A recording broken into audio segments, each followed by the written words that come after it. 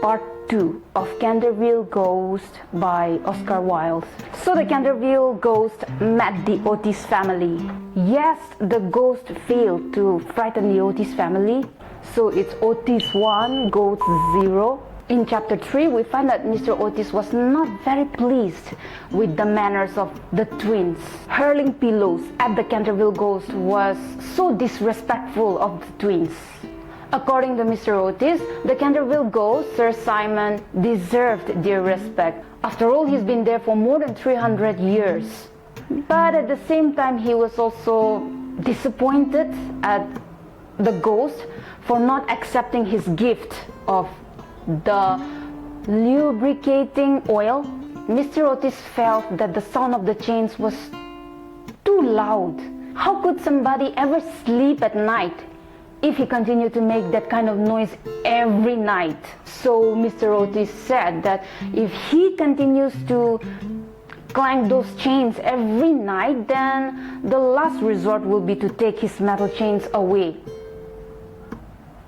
Thankfully, the ghost does not disturb them for some few days, except of course coming out to paint that stain every night. It was his duty.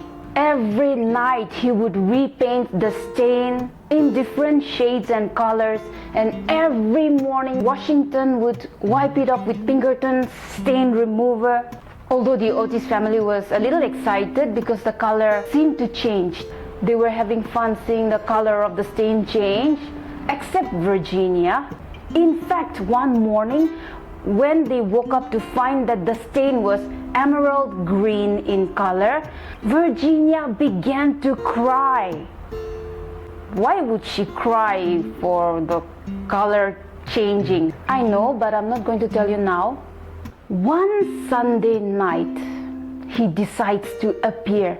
Mastering all his courage, he decided to wear the suit of armor. When the whole family went to bed, they were awakened by a sudden noise. Mr. Otis took his revolver, pointing at Sir Simon, said, "Don't move or I'll shoot." The Canterville Ghost had fallen down and hurt himself. The ghost sat on a big black chair, rubbing his pain off that he got from the fall. The twins rushed out and began to shoot him with their pea shooters. Washington came out with a burning candle. Well, this terrified the ghost, and he went to extinguish the candle of Washington. And when it was all dark, he gave out his greatest demonic laughter. His demonic laughter had scared many a brave person in the past for 300 years. So he laughed out and the whole house shattered. Suddenly someone came from behind. Mrs. Otis came out and offered him a digestive medicine for stomach upset. She told him that she understands that when there is stomach upset, when you're feeling sick with stomach upset, you cannot go to bed and it keeps you restless and awake all night. She brought that very effective digestive tonic for the ghost to use. When he heard Mrs. Otis and when he saw that she was not scared at all, he got so furious that he decided to change himself into a big black dog. That was 100% going to scare her. And as he was about to change, he heard little footsteps coming up to him. It was the twins. So he hurriedly disappeared. He retreated back into his room. Naturally, he was very disappointed. He was overcome with anger and shame and fear of the twins. Now it was Otis 2, Ghost 0. Sir Simon failed again to scare the Otis family.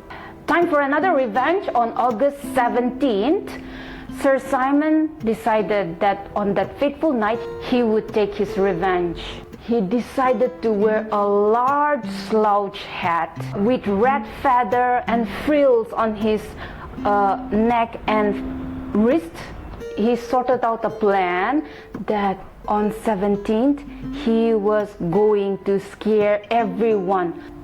First, he planned to go to Washington's room. He especially hated Washington because he always cleaned up the stain. He would wake Washington and stab himself with his dagger 3 times so that it will shock Washington. Next, he would go to Mr. and Mrs. Otis' room and place a cold hand over Mrs. Otis' forehead. And into Mr. Otis' ears, he would whisper all the bad things that he did in the past. It would scare Mr. Otis, of course, because he had so many secrets that he did not tell his family or other people, but the ghost knew. The twins, his main enemies. He would go to the twins' room and sit on their chest and give them nightmares that would paralyze them. You know, sometimes at night when you have nightmares, you feel like someone is choking you or sitting on your chest or holding you that you can't move. That kind of feeling. And then he would lie between the twins like a dead body, like a cold dead corpse. He would crawl in their room to scare them more. About little Virginia, he liked Virginia because she was a kind and gentle soul. In fact, she did not cause any trouble to the Canterville ghost. He did not want to harm her, but you know, as a ghost, it is his first and foremost duty and his responsibility to scare the people living there. So he had to do something. He decided that he would make a little noise in the cupboard so that Virginia would wake up, and that's all. So that was the plan he had made for every single member of the Otis family. All dressed up, he walked towards Washington's room. As he approached nearer and nearer to Washington's room, he was terrified to see that there was another figure there, another somebody there, another ghost, a bald one with fire burning through his eyes and through his mouth, and a big white sheet covering his body, and a dagger in his hand with some curse written on his chest. He got so frightened, he rushed back to his room and thinking who that ghost could be, because all these years it was he who was the Canterville ghost and nobody else. But he had a plan in mind. He decided that 2 is better than 1, so he decided to go and befriend that ghost so that they can together get rid of the Otis family, especially the twins. At early dawn, he went down to meet that ghost, but found that it was fake. The light burning through his eyes and through his mouth began to diminish, and his standing posture was not straight anymore. That figure stood like it was tired of standing. On his chest was written in a placard, it was written, "This is the true ghost, the original scary ghost. All other ghosts are counterfeit or artificial." It was a direct insult to the Canterville ghost. He got so furious that he resorted to his last option to kill the people living in the Canterville Chase.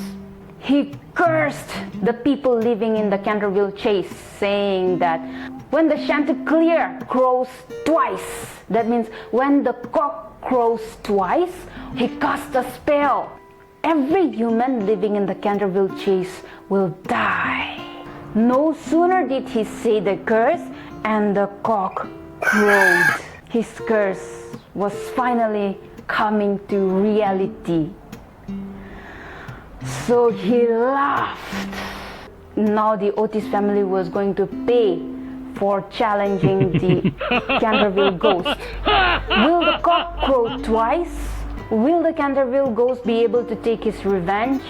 What is the problem with the Canterville ghost? How can the ghost find peace? We will find out in the next part, or you can go through your text to find your answers. Catch you in the next video. Thanks for watching.